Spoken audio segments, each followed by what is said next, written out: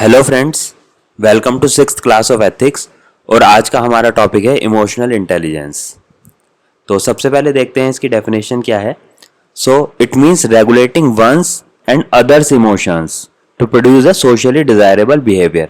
मतलब अपने खुद के इमोशंस को समझना, दूसरों के इमोशंस को समझना और उनको इस तरीके से रेगुलेट करना ताकि जो हमारा बिहेवियर हो वो सोसाइटी के मतलब जैसा सोसाइटी डिजायर करती है उस तरीके से निकले, सोसाइटी के अनुकूल हो।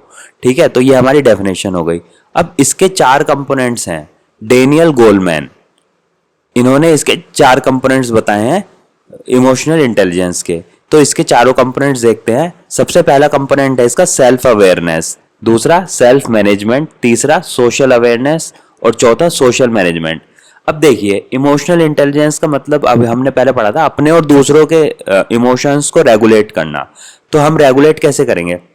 सबसे पहले हमें अपने इमोशंस पता होने चाहिए कि हमारे इमोशंस क्या हैं। ठीक है, जब हमारे जो इमोशंस होंगे तभी हम उनको कंट्रोल करेंगे।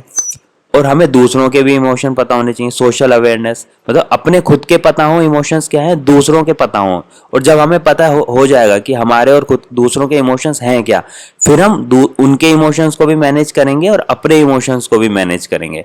तो ये चार पार्ट हैं इमोशनल इंटेलिजेंस के। और जब भी कोई क्वेश्चन आता है इमोशनल इंटेलिजेंस का, हर साल क्वेश्चन आता है इसका, और आपको डेफिनेशन लिखनी है और उसके नीचे आप ये बताएंगे कि डेनियल गोलमैन के चार कंपोनेंट्स इन्होंने बताए हैं इमोशनल इंटेलिजेंस के। तो आप इसको ऐसे लिख सकते हैं, आपने डेफिनेशन लिखी, एक नीचे एग्जाम्पल दिया और आपने लिख दिया बीच में four components as per Daniel Goleman. ठीक है, इसको आप बॉक्स में लिख के और चार ऐसे एरो लगा के आप इसको डेफिनेशन के नीचे लिख देंगे। ठीक है, या फिर आप इस तरीके का डायग्राम भी यूज कर सकते हैं, जैसे आप ऐसे करके ये इस तरीके से यूज कर लीजिए, आप ऐसा कोई डायग्राम यूज कर लीजिए और बीच में लिख दीजिए फोर कंपोनेंट्स। ठीक है, और यहाँ चारों तरफ आप लिख दीजिए जो चारों नीचे मैंने बताए हैं, self awareness, self management, social awareness और सोशल मैनेजमेंट। ठीक है, तो ये तो आपकी डेफिनेशन हो गई और चार कंपोनेंट्स हो गए। अब हम देखिए, अब हम आगे देखेंगे कि एक हाई इमोशनल इंटेलिजेंट पर्सन, जिसका इमोशनल इंटेलिजेंस हाई हो, और लो इमोशनली इंटेलिजेंट पर्सन, मतलब जिसका इमोशनल इंटेलिजेंस थोड़ा लो हो, उनमें क्या अंतर होता है। ठीक है, अब देखिए, जो पर्सन जिसका इमोशनल इंटेलिजेंस ज्यादा होगा वो पर्सन होगा ऑप्टिमिस्टिक, वो पर्सन होगा रैशनल, वो पर्सन होगा रिस्पॉन्सिबल, वो पर्सन होगा ऑब्जेक्टिव, वो पर्सन होगा सेल्फ अकाउंटेबिलिटी होगी उसके अंदर। ठीक है, मतलब ये सब सारी पॉजिटिव वैल्यूज हैं। जो पर्सन जिसका इमोशनल इंटेलिजेंस ज्यादा होगा उसके अंदर ये सारी पॉजिटिव वैल्यूज होंगी। अब देखिए, जो पर्सन लो इमोशनली इंटेलिजेंट होगा, मतलब उसके अंदर इमोशंस हाई हैं और वो उनको कंट्रोल नहीं कर पाता, तो वो क्या होगा? वो पेसिमिस्टिक होगा, वो इरेशनल होगा और सेल्फ अकाउंटेबल नहीं होगा। वो उसके लिए दूसरों की एक्सटर्नल अकाउंटेबिलिटी जरूरी हो जाएगी। ठीक है, तो ये डिफरेंस हो गया हाई इमोशनली इंटेलिजेंट पर्सन में और एक लो इमोशनली इंटेलिजेंट पर्सन में। अब अगला टॉपिक है हमारा कि आईक्यू वर्सेस ईक्यू। ठीक है, अब हम देखेंगे आईक्यू और ईक्यू में क्या अंतर होता है। अब देखिए, आईक्यू का मतलब क्या होता है? आईक्यू होती है एक हार्ड स्किल्स। ठीक है, आईक्यू होती है हमारी हार्ड स्किल्स। उसमें क्या क्या आती है? जैसे कि मैथमेटिकल स्किल्स हो गई, आपकी नॉलेज हो गई, तो वो सब आपका फ्रेम करेंगी आईक्यू। ठीक, और जो ईक्यू है, ईक्यू हमारी सॉफ्ट स्किल है एक तरीके से, वो हार्ड स्किल नहीं है, वो सॉफ्ट स्किल है जिसमें हम इमोशंस को कंट्रोल करते हैं। ठीक है, अब देखिए, ईक्यू और आईक्यू ये जब दोनों मिलते हैं तो बनता है हमारा बिहेवियरल कंपिटेंस। ठीक है, ये अगर कहीं भी क्वेश्चन आया तो आप लिख सकते हो उसमें आईक्यू प्लस ईक्यू एक बॉक्स में डाल के, IQ plus EQ equal to behavioural competence. तो ये कैसे लिखना है, ये मैंने एक दूसरी आंसर राइटिंग की वीडियो बनाई है, उसमें मैंने समझाया है कि ऐसे डायग्राम्स कहाँ कहाँ आपको अपने आंसर में यूज करने हैं। तो आप उस वीडियो को देख के समझ जाएंगे कि ये डायग्राम आपको क्वेश्चन में कहाँ यूज होगा। ठीक है, अभी हमने आईक्यू वर्सेस ईक्यू देख लिया। अब हम देखेंगे कि जो इमोशनल इंटेलिजेंस है उसका सिग्निफिकेंस क्या है, क्योंकि क्वेश्चन इसी हिसाब से आता है एग्जाम में। तो सबसे पहले हम देखेंगे पर्सनल लाइफ में इमोशनल इंटेलिजेंस का क्या सिग्निफिकेंस है। तो पहला पॉइंट है मोर चांसेस ऑफ सक्सेस। ठीक है, मोर चांसेस ऑफ सक्सेस, जो पर्सन इमोशनली इंटेलिजेंट होगा उसका सक्सेस का चांस ज्यादा है।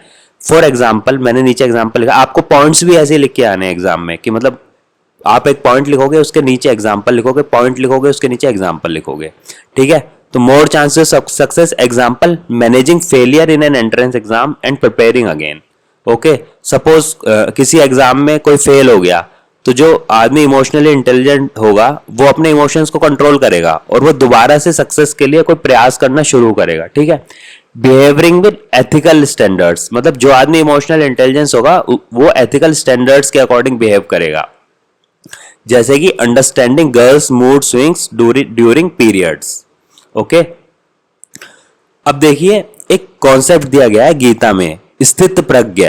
ये काफी इंपॉर्टेंट है और आप इसको अपने आंसर में यूज कर सकते हो। अब देखिए स्थित प्रज्ञ क्या है। स्थित प्रज्ञ एक ऐसा पर्सन है जो aware of transient nature of feelings and looks towards inner peace. मतलब स्थित प्रज्ञ जो है उसको पता है कि हमारे वर्ल्ड में जो भी चीजें चल रही है, जो भी हमारी फीलिंग्स हैं, जो भी हमारे इमोशंस हैं, ये सब ट्रांजिएंट नेचर, मतलब ये सब टेम्परेरी हैं, उसको पता है। तो वो क्या करेगा, उसको पता है कि जब इमोशंस जो हैं वो ही हमारे टेम्परेरी हैं, तो उनसे वो अपने आप को उतना प्रभावित नहीं होने देगा, वो इनर पीस की तरफ जाएगा, ना कि जो इमोशंस हैं वो उसको रेगुलेट करें, वो खुद इमोशंस को रेगुलेट करेगा।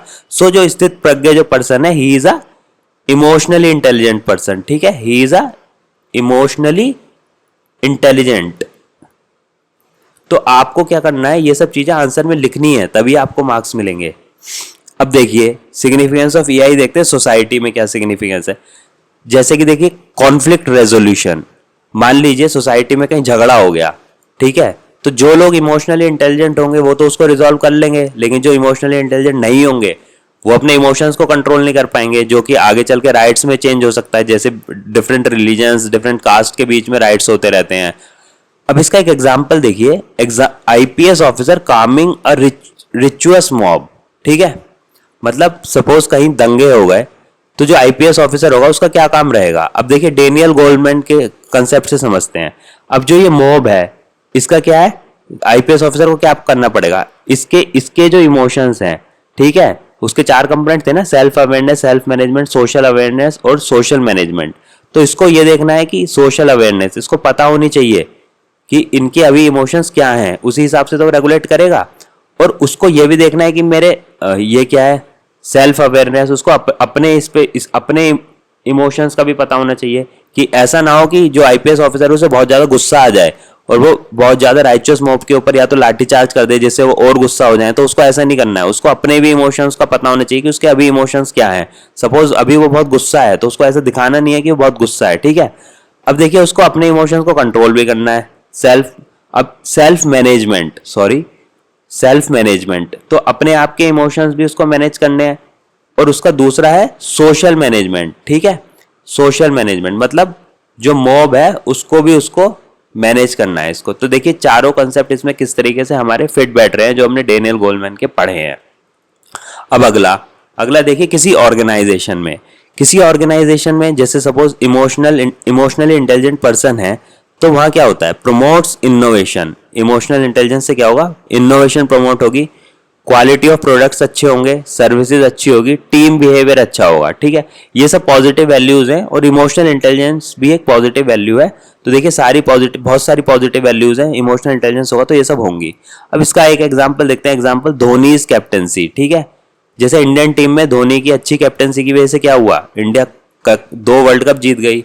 तो ये सब उनके इमोशनल इंटेलिजेंस की वजह से हुआ। अब देखिए एडमिनिस्ट्रेशन में इमोशनल इंटेलिजेंस का क्या रोल है, ठीक है। तो हम जब एडमिनिस्ट्रेशन पढ़ते हैं तो हम 2 तरीके के प्रिंसिपल्स पढ़ेंगे, एक पढ़ेंगे मैक्स वेबर प्रिंसिपल और दूसरे पढ़ेंगे इमोशनल इंटेलिजेंस प्रिंसिपल्स। तो देखिए मैक्स वेबर जो है उन्होंने इमोशनल्स को ज्यादा तवज्जो नहीं दी। उन्होंने बोला कि ब्यूरोक्रेसी को इमोशंस नहीं चाहिए, ठीक है। उन्होंने बोला इमोशंस आर इर्रेशनल, ठीक। अब देखिए तो उनकी ब्यूरोक्रेसी कैसी थी, उनके हिसाब से ब्यूरोक्रेसी कैसी होनी चाहिए, रूल बेस्ड होनी चाहिए, इमोशंस का रोल नहीं होना चाहिए, रूल्स का रोल होना चाहिए, ठीक है। न्यूट्रल होनी चाहिए, किसी पर्टिकुलर उसको फेवर नहीं करना चाहिए उसको। ओबीडियंट ब्यूरोक्रेसी होनी चाहिए विच लीड, बट इसके क्या है, ओबीडियंट ब्यूरोक्रेसी होनी चाहिए, ठीक है। अब ये और भी इन्होंने बहुत सारी चीजें बोली हैं। अब देखिए इनसे क्या हुआ, ये मैक्स वेबर के जो प्रिंसिपल्स हैं इनसे क्या हुआ, which led to status quo. अब ये देखिए कुछ नेगेटिव चीजें आई ब्यूरोक्रेसी में, red tapism, lack of innovation, working in silos, मतलब हर डिपार्टमेंट अलग अलग काम कर रहा है, आपस में कोऑर्डिनेशन नहीं है। तो मैक्स वेबर जो थे वो वो इमोशंस वो नहीं मानते थे कि इमोशंस का बहुत ज्यादा रोल है। ठीक है, अब देखिए दूसरे जो हम प्रिंसिपल्स पढ़ेंगे, ये पढ़ेंगे इमोशन ईआई प्रिंसिपल्स। तो ईआई प्रिंसिपल्स क्या बोल रहे हैं, ये बोल रहे हैं emotions are rational which lead to innovation, good governance, self responsibility, good work culture. मतलब ये प्रिंसिपल्स कह रहे हैं कि इमोशंस का बहुत ज्यादा रोल है, और इमोशंस अगर इमोशनली इंटेलिजेंट लोग हों तो इनोवेशन होगा, गुड गवर्नेंस होगी, सेल्फ रिस्पॉन्सिबिलिटी होगी, गुड वर्क कल्चर होगा। अब अगला पॉइंट है better stress management due to transfers, posting, public scrutiny, nexus and corruption. अब एक जो पब्लिक सर्वेंट होता है ना, उसके रेगुलर ट्रांसफर्स होते हैं, उसकी पोस्टिंग्स चेंज होती रहती हैं, वो हमेशा पब्लिक उसकी स्क्रूटनी भी करती रहती है उसके कामों को लेकर, और कभी कभी ऐसा भी हो जाता है कि करप्शन होता है, नेक्सस इन सब के आरोप उनके ऊपर लगते हैं, तो उनको बहुत स्ट्रेस होती है इन सब चीजों से। तो जो इमोशनली इंटेलिजेंट सिविल सर्वेंट होगा ना, वो अपनी स्ट्रेस एक बेहतर ढंग से मैनेज कर पाएगा। ठीक है, अब देखिए एक एग्जांपल है काफी अच्छा, ISRO scientist Nambi Narayan faced allegations of traitor. अब नंबी नारायण के ऊपर आरोप लगे थे कि इन्होंने टेक्नोलॉजी को लीक किया है, बट इन्होंने क्या किया, ये तब भी अपना काम करते रहे। ठीक है, इनको बहुत डिफिकल्टी फेस करनी पड़ी, लेकिन तब भी इन्होंने अपना काम जारी रखा। ऐसा भी तो हो सकता था कि ये स्ट्रेस में चले जाएं और अपना काम ना करें, बट इन्होंने ऐसा नहीं किया। इतनी सारी स्ट्रेस होने के बावजूद भी ये अपना काम करते रहे। ये दिखाता है कि he was an emotionally intelligent person. ठीक है, इमोशनली इंटेलिजेंट पर्सन। अब देखिए, अब प्रमोशन ऑफ ईआई। अब ईआई कैसे प्रमोट होता है, ईआई ऐसा तो है नहीं बर्थ से कोई बच्चा पैदा हुआ और वो इमोशनली इंटेलिजेंट हो गया, नहीं, वो डिपेंड करता है हमारे सोशलाइजेशन पर। ठीक है, हमारा सोशलाइजेशन कैसा होता है। अब देखिए जब अर्ली स्टेज होता है, तो अर्ली स्टेज में सोशलाइजेशन आपका कैसे होगा, फैमिली से होगा आपका सोशलाइजेशन। जैसी आपकी फैमिली आपको सिखाएगी उस तरीके से आपका सोशलाइजेशन होगा। स्कूल में जाओगे आप, आपको बाकी बच्चे मिलेंगे, टीम बिहेवियर जानोगे, ठीक है, डिसिप्लिन सीखोगे, जो हम ऑलरेडी पढ़ चुके हैं। सराउंडिंग्स, ठीक है, हमारी सराउंडिंग्स कैसी है, हम किन लोगों के बीच में रहते हैं। अब देखिए using methods like reward and punishment. ठीक है, फैमिली में, स्कूल में, ये एक मेथड है जिससे बिहेवियर को कंट्रोल किया जाता है, रिवॉर्ड एंड पनिशमेंट। तो इससे भी क्या होता है, हमारा इमोशनल इंटेलिजेंस बिल्ड होता है। ठीक है, अब देखिए ऑर्गेनाइजेशन में, जब हम किसी ऑर्गेनाइजेशन में चले जाएंगे, सपोज करिए आपने कोई जॉब ज्वाइन कर ली, अब आपका इमोशनल इंटेलिजेंस कैसे डेवलप होगा, जो ट्रेनिंग होगी, जो वो लोग ट्रेनिंग कराएंगे, जो वहां की वर्क कल्चर होगी। ठीक है, अगर एक डेमोक्रेटिक वर्क कल्चर है तो it is better for innovation and for developing the emotional intelligence. Third, effective leadership. ठीक है, लीडरशिप अगर अच्छी होगी ऑर्गेनाइजेशन में तो बेटर इमोशनल इंटेलिजेंस डेवलप होगा आपका। ठीक है, रोल मॉडलिंग, अगर आपके रोल मॉडल्स अच्छे हैं आपकी ऑर्गेनाइजेशन में, तो आप इमोशनल इंटेलिजेंस आपका बढ़ेगा।